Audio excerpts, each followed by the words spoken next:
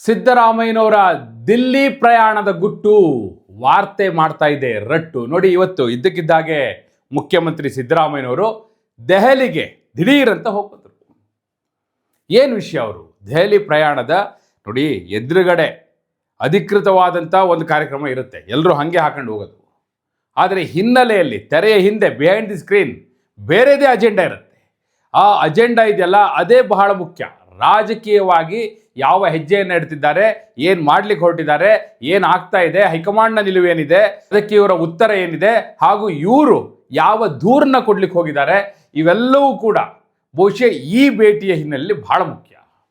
ಸಿದ್ದರಾಮಯ್ಯವರು ಸುಮ್ಮನೆ ಹೋಗಿಲ್ಲ, ಕೈಯಲ್ಲಿ ಒಂದು ಕಡತವನ್ನು ಹಿಡ್ಕೊಂಡೇ ಹೋಗಿದ್ರು. ಏನಿತ್ತು ಅದರಲ್ಲಿ? ಅಸಲಿಗೆ ಸಿದ್ದರಾಮಯ್ಯವರು ದೆಹಲಿಗೆ ಹೋಗಿದ್ದೆ ಯಾಕೆ? ಹೈಕಮಾಂಡ್ಗೆ ಯಾವ ಸಂದೇಶ ಕೊಟ್ಟು ಬಂದರು, ಯಾವ ದೂರು ಕೊಟ್ಟು ಬಂದರು, ಏನಾಗ್ತಾ ಇದೆ ದೆಹಲಿ ಅಂಗಳದಲ್ಲಿ, ಎಲ್ಲ ವಿವರಗಳನ್ನ ಕೊಡೋ ಸಲುವಾಗಿಯೇ ನಾನು ಬಂದಿದ್ದೇನೆ. ಆತ್ಮೀಯರೇ, ವಾರ್ತೆ ವಿಶೇಷ ಕಾರ್ಯಕ್ರಮಕ್ಕೆ ಸ್ವಾಗತ. ನಾನು ವೀರೇಂದ್ರ ಉಪ್ಪುಂದ. ನೋಡಿ, ಬಹುಶಃ ಮುಖ್ಯಮಂತ್ರಿ ಸಿದ್ದರಾಮಯ್ಯನವರ ನಡೆ ಯಾವಾಗ ಎರಡೂ ಕ್ಷೇತ್ರಗಳ ಉಪಚುನಾವಣೆ ಮುಗೀತೋ ಒಂದಿನ ಟೈಮ್ ತಗೊಂಡ್ರು, ದೆಹಲಿಗೆ ಹಾರಿದ್ರು. ನೋಡಿ, ದೆಹಲಿಗೆ ಹಾರಿದ ಅಧಿಕೃತ ಕಾರ್ಯಕ್ರಮ ಬೇರೆಯೇ ಇದೆ. ಅದೇನು ಅಂತ ನಾನು ಹೇಳ್ತೀನಿ. ಅದಕ್ಕಿಂತ ಮುಖ್ಯವಾಗಿ ನಿಮಗೆ ನಿಜವಾಗಿಯೂ ಹೇಳಬೇಕಾಗಿರೋದು, ತೆರೆ ಹಿಂದೆ ನಡೆದಿರೋದು, ಬಿಹೈಂಡ್ ದ ಸ್ಕ್ರೀನ್ ಆಗಿರೋದೇನು. ನೋಡಿ, ಒಂದಂತೂ ಸ್ಪಷ್ಟ, ಸಿದ್ದರಾಮಯ್ಯನವರು ಅತಿ ಹೆಚ್ಚು ಸಮಯ ಬಾಗಲಕೋಟೆ ಕ್ಷೇತ್ರದಲ್ಲಿ ಯಾಕೆ ಕಳೆದ್ರಪ್ಪ ಅಂದರೆ ಚುನಾವಣೆಯ ಸಂದರ್ಭದಲ್ಲಿ ಅವರಿಗೆ ಚೆನ್ನಾಗಿಯೇ ಗೊತ್ತಾಗಿತ್ತು. ಅದು ಅಲ್ಲಿಗೆ ಹೋದ ಮೇಲೆ ಸ್ಪಷ್ಟವಾಗಿ ಗೊತ್ತಾಯಿತು. ಇಲ್ಲೇ ಬೆಂಗಳೂರಲ್ಲೇ ಗೊತ್ತಾಗಿತ್ತು. ಯಾವಾಗ ಮೇಟಿ ಮಕ್ಕಳ ನಡುವೆ ಡಿವಿಷನ್ ತಂದಿದ್ದಾರೆ, ಮಹಾದೇವಿ ಮೇಟಿಯವರನ್ನ ತಮ್ಮ ತೆಕ್ಕೆಗೆ ಎಳೆದುಕೊಂಡಿದ್ದಾರೆ, ಅದು ಬೇರೆ ಯಾರು ಅಲ್ಲ, ತಮ್ಮದೇ ಪಕ್ಷದ ತಮ್ಮ ಆಂತರಿಕ ವಿರೋಧಿಗಳು ಅನ್ನೋದು ಅರ್ಥ ಆಗಿತ್ತೋ ಆಗಲೇ ಅವರು ಡಿಸೈಡ್ ಮಾಡ್ಕೊಂಡಿದ್ರು, ಬಾಗಲಕೋಟೆ ವಿಧಾನಸಭಾ ಕ್ಷೇತ್ರದಲ್ಲಿ ಉಪಚುನಾವಣೆಯಲ್ಲಿ ಒಳ ಏಟು ಬೀಳುತ್ತೆ. ಅವ್ರಿಗೆ ಸ್ಪಷ್ಟವಾಗಿ ಗೊತ್ತಿತ್ತು. ಅದಕ್ಕೆ ಹೆಚ್ಚು ಸಮಯವನ್ನು ಅವರು ಬಾಗಲಕೋಟೆಗೆ ಕೊಟ್ಟಿದ್ದು. ಹಾಗೆ ಕೊಟ್ಟ ನಂತರ ಏನೆಲ್ಲ ಮಾಡ್ಬೋದು ಎಲ್ಲವನ್ನೂ ಮಾಡಿದ್ದಾರೆ, ಶಕ್ತಿ ಮೀರಿ ಮಾಡಿದ್ದಾರೆ. ಇದನ್ನು ಸತೀಶ್ ಜಾರಕಿಹೊಳಿ ಅವರು ಕೂಡ ಸಿದ್ದರಾಮಯ್ಯವ್ರ ಗಮನಕ್ಕೆ ತಂದರು. ಆರ್.ವಿ. ತಿಮ್ಮಾಪುರ್ ಕೂಡ ಮುಖ್ಯಮಂತ್ರಿಗಳ ಗಮನಕ್ಕೆ ತಂದರು. ಇವೆಲ್ಲವೂ ಕೂಡ ಅರಿತಿದ್ದಂತಹ ಸಿದ್ದರಾಮಯ್ಯನವರು, ಇಲ್ಲ, ಏನು ಒಳ ಏಟು ಕೊಡ್ತಾರೋ ಕೊಡಲಿ, ನಮ್ಮ ಪ್ರಯತ್ನವನ್ನು ಶಕ್ತಿ ಮೀರಿ ಮಾಡೋಣ ಅಂತೇಳಿ ಅಲ್ಲಿ ಹಾಕಿದ್ರು ತಮ್ಮ ಪ್ರಯತ್ನವನ್ನು, ಶ್ರಮವನ್ನು.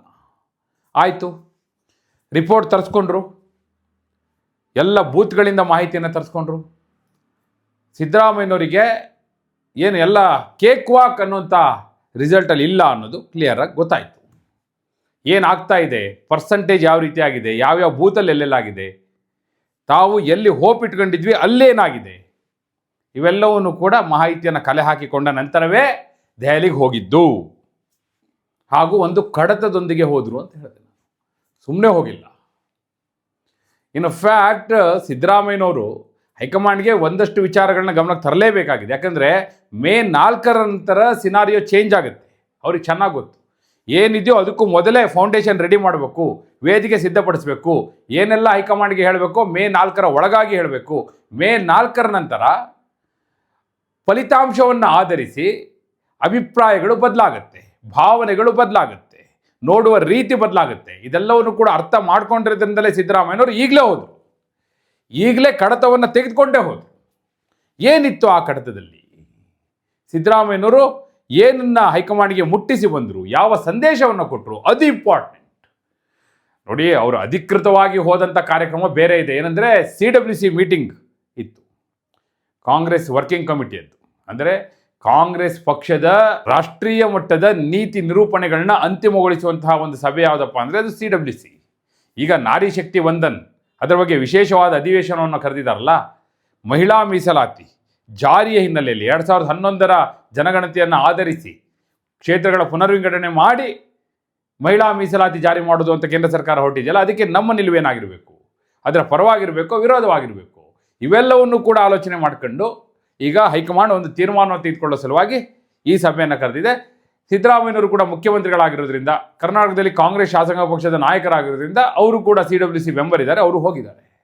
ಆದರೆ ಅವರ ಕಡತದಲ್ಲಿ ತೆಗೆದುಕೊಂಡೋಗಿ ಹೈಕಮಾಂಡಿಗೆ ಕೊಟ್ಟಿದ್ದೇನಪ್ಪ ಅಂದರೆ ಎಲ್ಲವನ್ನು ಕೂಡ ವಿವರವಾಗಿ ಮೆನ್ಷನ್ ಮಾಡಿದ್ದಾರೆ ಅವರು. ಏನೆಲ್ಲ ಆಯಿತು, ಅಭ್ಯರ್ಥಿ ಆಯ್ಕೆಯ ಸಂದರ್ಭದಲ್ಲಿ ಏನಾಯಿತು, ಯಾರ್ಯಾರು ಯಾವ ಯಾವ ನಿಲುವನ್ನು ತಾಳಿದ್ರು, ಆಗ ನಮ್ಮ ಪಕ್ಷದ ಒಳಗೆ ಒಳ ಏಟು ಯಾವ ರೀತಿ ಬಿಡ್ತು, ಹಾಗೂ ಎಲ್ಲೆಲ್ಲಿ ಯಾರ್ಯಾರನ್ನ ಅಭ್ಯರ್ಥಿ ಮಾಡಬೇಕಾಗಿತ್ತು, ಆದರೆ ಏನೆಲ್ಲ ಬದಲಾವಣೆ ಆಯಿತು. ನೋಡಿ, ಪ್ರತಿಯೊಂದಕ್ಕೂ ಕೂಡ ರಾಹುಲ್ ಗಾಂಧಿ ತಲೆ ಹಾಕಿರಲ್ಲ. ಅದು ಬೈ ಎಲೆಕ್ಷನ್ ಕ್ಯಾಂಡಿಡೇಟ್ಗೆಲ್ಲ ರಾಹುಲ್ ಗಾಂಧಿ ಅವರು ತಲೆ ಹಾಕಲ್ಲ. ಡಿಸಿಷನ್ ಮಾಡಿಬಿಟ್ಟು ರಾಹುಲ್ ಗಾಂಧಿ ಅವರಿಗೆ ಹೇಳಿರ್ತಾರಷ್ಟೇ, ಪಕ್ಷದ ಮಟ್ಟದಲ್ಲಿ ಆಗಿರುತ್ತೆ. ಆಲ್ಮೋಸ್ಟ್ ಕೆ ಸಿ ವೇಣುಗೋಪಾಲ್ ಅವರು ಇಂಥದ್ದೆಲ್ಲ ತೀರ್ಮಾನಕ್ಕೆ ಎಸ್ ಅಂದ್ಬಿಡ್ತಾರೆ. ಈ ಬಾರಿ ವೇಣುಗೋಪಾಲ್ ಅವರು ಕೂಡ ಕೇರಳದಲ್ಲಿ ಬ್ಯುಸಿ ಇದ್ದರು ಎಲೆಕ್ಷನ್ನಲ್ಲಿ. ಹೀಗಾಗಿ ಏನೆಲ್ಲ ಆಯಿತು ಹಿನ್ನೆಲೆಯಲ್ಲಿ, ಅಭ್ಯರ್ಥಿ ಆಯ್ಕೆ ಯಾವ ರೀತಿ ಆಯಿತು, ಅದಾದ ನಂತರ ಆನ್ ಗ್ರೌಂಡ್ ಎಲೆಕ್ಷನ್ನಲ್ಲಿ ಯಾವ ರೀತಿಯ ಒಳೆಯಿಟ್ಟು ಬಿತ್ತು, ನಮ್ಮ ಪಕ್ಷದವರಿಂದಲೇ ಯಾವ ರೀತಿಯ ಒಳೆಯಿಟ್ಟು ಬಿತ್ತು, ಏನೆಲ್ಲ ಹೇಳಿಕೆಗಳು ಬಂತು, ಹಾಗೂ ಹಿನ್ನೆಲೆಯಲ್ಲಿ ನಿಂತು ಎದುರಾಳಿ ಪಕ್ಷದ ಅಭ್ಯರ್ಥಿಗೆ ಯಾವ ರೀತಿ ಸಹಾಯ ಮಾಡಿದ್ರು, ಸಂಪನ್ಮೂಲವನ್ನು ಯಾವ ರೀತಿ ರವಾನೆ ಮಾಡಲಾಯಿತು ಎದುರಾಳಿ ಪಕ್ಷದ ಅಭ್ಯರ್ಥಿಗೆ. ಇವೆಲ್ಲವೂ ಕೂಡ ಇದೆಯಲ್ಲ, ಹಲವು ಚುನಾವಣೆಗಳಲ್ಲಿ ಆಗ್ತಾ ಇರುತ್ತೆ. ಆದರೆ ಈಗ ಇದನ್ನು ಗಂಭೀರವಾಗಿ ಪರಿಗಣಿಸ್ತಾರೆ. ಯಾಕಪ್ಪ ಅಂದರೆ ಮೇ 4ರ ನಂತರ ನಾಯಕತ್ವ ಬದಲಾವಣೆಯ ದೊಡ್ಡ ವಿಚಾರವನ್ನು ಸ್ಫೋಟಿಸಲಿಕ್ಕೆ ರೆಡಿಯಾಗಿದ್ದಾರೆ. ಇಲ್ಲ, ಏನೋ ಒಂದು ಮಾಡಲೇಬೇಕು ಈ ಬಾರಿ ಅಂಥೇಳಿ ರೆಡಿಯಾಗಿ ನಿಂತಿದ್ದಾರೆ. ಪಟ್ಟವನ್ನು ಕಿತ್ಕೊಳ್ಳೇಬೇಕು ಅಂತೇಳಿ ಹಠಕ್ಕೆ ಬಿದ್ದಿದ್ದಾರೆ. ಇದು ಸಿದ್ದರಾಮಯ್ಯವ್ರಿಗೆ ಚೆನ್ನಾಗಿ ಗೊತ್ತಿದೆ. ಅದಕ್ಕೆ ಬೇಕಾದಂಥ ಫೌಂಡೇಶನ್ನ ಈಗಲೇ ಹಾಕಬೇಕು ಅಂತ ತೀರ್ಮಾನ ಮಾಡ್ಕೊಂಡೆ ತಗೊಂಡು ಹೋದರು. ಸೊ ಈ ಫೈಲ್ನ ಹೈಕಮಾಂಡ್ ಮುಂದೆ ಇಟ್ಟು ನೋಡಿ, ಹೀಗೆಲ್ಲ ನಡೀತಾ ಇದೆ, ಇದು ಪಕ್ಷದ ಹಿತದೃಷ್ಟಿಯಿಂದ ಒಳ್ಳೆಯ ಬೆಳವಣಿಗೆ ಅಲ್ಲ. ಈ ಹಂತದಲ್ಲಿ ನೋಡಿ, ಫಲಿತಾಂಶ ಏನು ಬೇಕಾದರೂ ಬರ್ಬೋದು. ಹಾಗೂ ನಾವು ಅತಿ ಹೆಚ್ಚು ಪ್ರಯತ್ನವನ್ನು ಮಾಡಿದ್ದೇವೆ. ಕೇವಲ 2 ಉಪಚುನಾವಣೆಗಳಷ್ಟೇ ಅಲ್ಲ, ಕೇರಳ ಹಾಗೂ ಬೇರೆ ಬೇರೆ ರಾಜ್ಯಗಳಲ್ಲಿ ಏನು ಚುನಾವಣೆ ನಡೀತಾ ಇದೆ ಎಲ್ಲ ಕಡೆಯೂ ನಮ್ಮ ಶ್ರಮ ಇದೆ.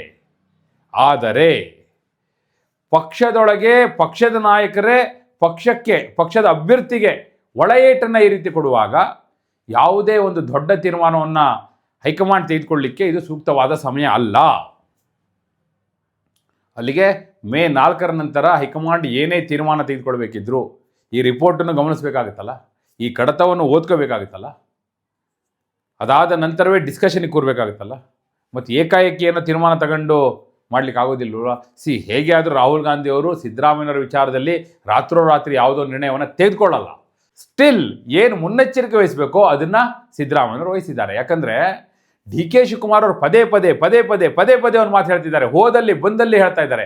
ಯಾವಾಗ ನಾಯಕತ್ವದ ವಿಚಾರವನ್ನು ಪ್ರಶ್ನೆ ಮಾಡಿದ್ರು ಒಂದು ಮಾತು ಹೇಳ್ತಾರೆ. ಏನಂತ ಹೇಳ್ತಾರೆ? ಟೈಮ್ ವಿಲ್ ಆನ್ಸರ್, ಸಮಯ ಉತ್ತರ ಕೊಡುತ್ತೆ, ಕಾಲ ನಿರ್ಣಯ ಮಾಡುತ್ತೆ ಅಂತ ಹೇಳ್ತಿದ್ದಾರೆ.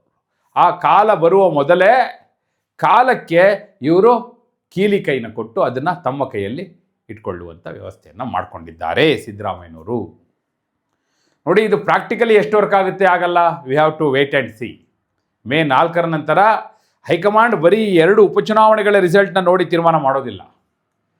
ಅದಕ್ಕೆ ಪಂಚರಾಜ್ಯಗಳ ಚುನಾವಣೆಯ ಫಲಿತಾಂಶ ವೆರಿ ಇಂಪಾರ್ಟೆಂಟ್. ಅದರಲ್ಲೂ ಕೂಡ ಕೇರಳ ಹಾಗೂ ಅಸ್ಸಾಂ, ಅದನ್ನು ಆಧರಿಸಿ ತೀರ್ಮಾನ ಮಾಡ್ತಾರೆ. ಒಂದು ವೇಳೆ ಎಲ್ಲ ಕಡೆ ಸೋಲ್ತಪ್ಪ ಕಾಂಗ್ರೆಸ್, ಯಾವ ತೀರ್ಮಾನವನ್ನು ಮಾಡಲ್ಲ, ಯಾವ ಡಿಸಿಷನ್ನು ತಗೊಳ್ಳಲ್ಲ.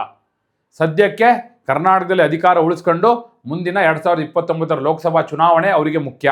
28ರ ರಾಜ್ಯ ವಿಧಾನಸಭೆ ಚುನಾವಣೆಯೂ ಅಲ್ಲ, ಅವರಿಗೆ 29ರ ಲೋಕಸಭಾ ಚುನಾವಣೆಯೇ ಮುಖ್ಯ. ಆ ಹಿನ್ನೆಲೆಯಲ್ಲಿ ತಳ್ಳುವಂಥ ಅಂದರೆ ಮುಂದಕ್ಕಾಗೋದು, ಪೋಸ್ಟ್ಪೋನ್ ಮಾಡೋದು, ಆ ರೀತಿಯ ತೀರ್ಮಾನವನ್ನೇ ಹೈಕಮಾಂಡ್ ಕೈಗೊಳ್ಳುತ್ತೆ. ಆ ದೃಷ್ಟಿಯಿಂದ ನೋಡೋದಾದರೆ ಸಿದ್ದರಾಮಯ್ಯನವರು ಬೇಕಾದಂಥ ಮುನ್ನೆಚ್ಚರಿಕೆ, ಮುಂಜಾಗ್ರತೆಯನ್ನು ಈ ಮೂಲಕ ತೆಗೆದುಕೊಂಡಿದ್ದಾರೆ. ಹೈಕಮಾಂಡ್ಗೆ ಏನು ಸಂದೇಶ ಕೊಡಬೇಕೋ ಕೊಟ್ಟಿದ್ದಾರೆ. ಹಾಗೂ ಅದರ ಪರಿಣಾಮ ಮೇ 4ರ ನಂತರ ನಿಮಗೆ ತಿಳಿಯುತ್ತೆ. ಸಿದ್ದರಾಮಯ್ಯನವರ ಈ ನಡೆ ಅವರ ಕುರ್ಚಿಯನ್ನು ಉಳಿಸಬಹುದಾ? ಒಂದು ವೇಳೆ ಎಲ್ಲ ಸೋತರೂ ಅವರ ಕುರ್ಚಿಯನ್ನು ಉಳಿಸ್ಬೋದಾ? ಗೆದ್ದರೆ ಯಾವ ಸಮಸ್ಯೆ ಇಲ್ಲ, ಕರ್ನಾಟಕದಲ್ಲಿ 2 ಗೆದ್ದರೆ. ಹಾಗೆ ಕೇರಳ ಗೆದ್ದು ಅಸ್ಸಾಂ ಸೋತರು ಯಾವ ಸಮಸ್ಯೆ ಇಲ್ಲ. ಒಂದು ವೇಳೆ ಎಲ್ಲ ಸೋತರು ಸಿದ್ದರಾಮಯ್ಯನವರ ಕುರ್ಚಿಗೆ ಯಾವ ಸಮಸ್ಯೆ ಇಲ್ಲ. ಒಂದು ವೇಳೆ ಅಸ್ಸಾಮು ಗೆದ್ದು, ದಾವಣಗೆರೆ ದಕ್ಷಿಣವನ್ನು ಗೆದ್ದು, ಬಾಗಲಕೋಟೆ ಸೋತು, ಕೇರಳ ಸೋತು, ಹೀಗೆಲ್ಲ ಏನಾದರೂ ಸಿದ್ದರಾಮಯ್ಯನವರು ನಿರೀಕ್ಷೆ ಮಾಡದಂತಹ ಘಟನಾವಳಿಗಳು ಘಟಿಸಿದ್ರೆ ಅದಕ್ಕೆ ಏನು ಬೇಕೋ ಆ ತಯಾರಿಯನ್ನು ಮಾಡ್ಕೊಂಡಿದ್ದಾರೆ. ಇದು ಸಿದ್ದರಾಮಯ್ಯನವರ ಒಂದು ಪ್ಲ್ಯಾನ್. ಇದು ವರ್ಕ್ ಆಗುತ್ತಾ? ಅವ್ರನ್ನ ಸೇಫ್ ಮಾಡ್ಬೋದಾ? ಕನಿಷ್ಠ ಪಕ್ಷ ಅವರ ನಿಲುವು ನಿರ್ಧಾರಗಳಿಗೆ ಹೈಕಮಾಂಡ್ ಸಹಮತವನ್ನು ಕೊಡಬೇಕು, ಅಷ್ಟರ ಮಟ್ಟಿಗೆ ಗಟ್ಟಿಗೊಳಿಸಬಹುದಾ?